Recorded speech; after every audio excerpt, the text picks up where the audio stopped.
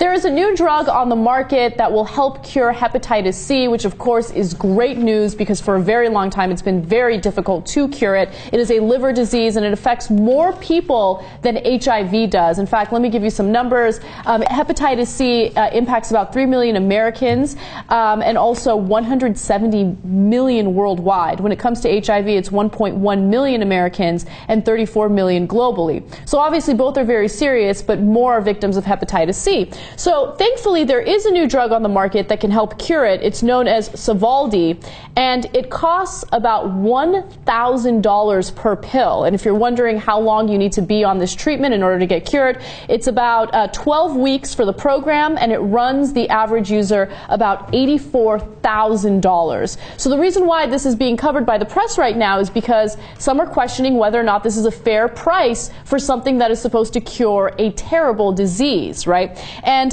there has been some analysis of this, and the analysis indicates that if you want to produce the drug, it's about $150 to $250 per person.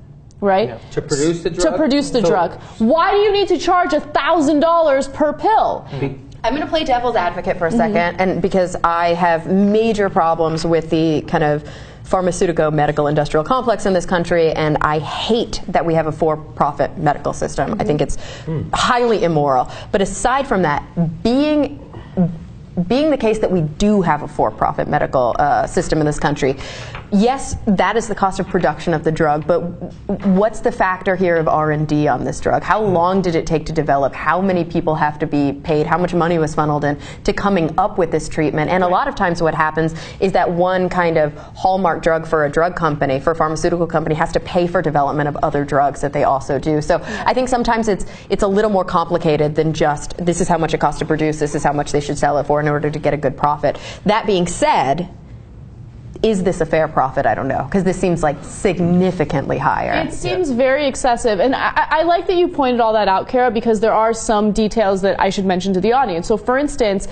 Gilead Sciences Inc., that is the pharmaceutical company that produces this drug, they actually acquired another company that began the research on it, and they spent about $11 billion on that, right? So the argument would be, well, you know what, they need to get a return on their investment, and they need to turn a profit. Let's keep it real. We have a profit motive here, and they want to make some money off of it. But even considering that, all they would need is about 150,000 people to purchase their drug in order to already make up for that investment. Anything above that is now going to be a profit, right? So let's take that into consideration and bring the cost down. However, after the vice president of this pharmaceutical company talked to the press and that suggestion was offered to him, he basically said, yeah, we're unlikely to do that. We might help some Americans when it comes to the cost, but we're looking to make some money here.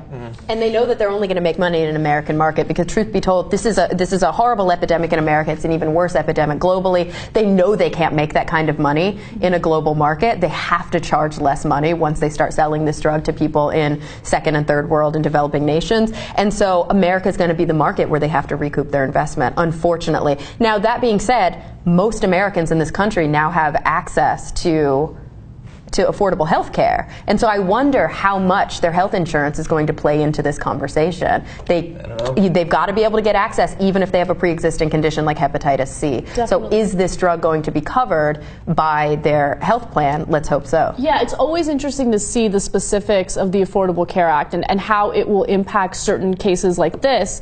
But another thing to take into consideration is that some people do not need some people need more than 12 weeks of treatment. Some people need double the treatment in order to cure the condition. So, all right, I mean, how can you imagine even spending more than $84,000 on curing yourself from hepatitis C? That's inconceivable. I mean, if someone came to me and said, you need that money to cure yourself from something that will eventually kill you, I just can't come up with that kind of money. Guess I've got hepatitis C now. Yeah. But here's another interesting counterpoint there, which again, not a moral argument on my point, on my side, but I think it's an important point to make. Until this drug was developed, there was no cure for hepatitis C. There were only treatments. There were only things that would keep the disease at bay. And they had horrible side effects. They had horrible side effects, and a lifetime of those treatments, late phase treatments, was going to run you significantly more than $84,000. So this actually could save the average person who has hepatitis C money. So wait a minute. So this is a definite cure for hepatitis C? Hepatitis C? No kidding. Yeah. I mean, No that's kidding. amazing, right? So would you pay $84,000 to cure your Hep C? This is for real. This is for real. So really fast, one point that I want to make. So you gave like the most reasonable example of the calculus that goes into, well, we spent a lot of money to develop it. We need to make our money back. You were totally reasonable. Some people, I think, on the right would go a step farther and sort of, with I guess an Atlas Shrugged sort of point of view, like how dare you even discuss how much they should be allowed to price it? As if like, well, you know, this is a free market, we're competing and they came up with the good drugs, so they get to charge whatever they want. But the problem is that the market is not free at all because they're going to have a protected patent on this for as far out into the future as you can see. And even right now in the TPP negotiations that are going on right now, one big part of it is increasing the duration of medical patents. So you can't on the one hand say, we developed it in a free market and so we should be able to charge whatever we want, and then say there will be no competition from generic substitutes for this for 17, 20, even longer years. You can't have it both ways. But apparently you can, because that's that the is unfortunate thing, yes. that is the market that they see. And this is my main problem. This is my biggest problem with a for-profit healthcare system. Healthcare, I think, is an unalienable right. I think that healthcare is something that I have a very strong socialist view when it comes to healthcare, and I'm not afraid to say that. I think that we should have a single-payer option in this country, and I think that everybody should be able to have access to affordable healthcare, because you cannot control why somebody gets sick and why somebody else doesn't. It has absolutely nothing to do with any sort of market, ebbs and flows. And the real danger here is that when you have a free market system surrounding healthcare, you're incentivized to keep people sick. Absolutely. That's such a damaging system that we have in this country. I mean, are there any success stories of socialized medicine? This is what I mean. Can you point anywhere else in the world where people have a better outcome medically? Where's the map?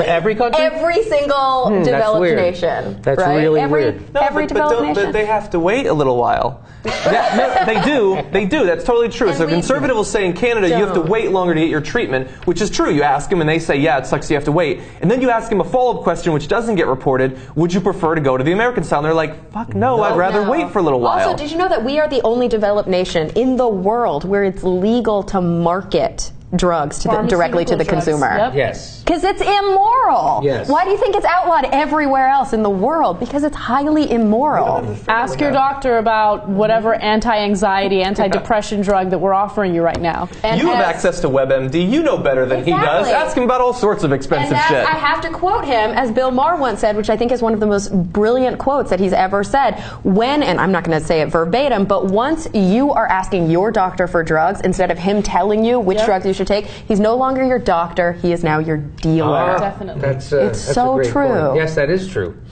Yeah, in fact, but sometimes they will give it to you. So that's nice.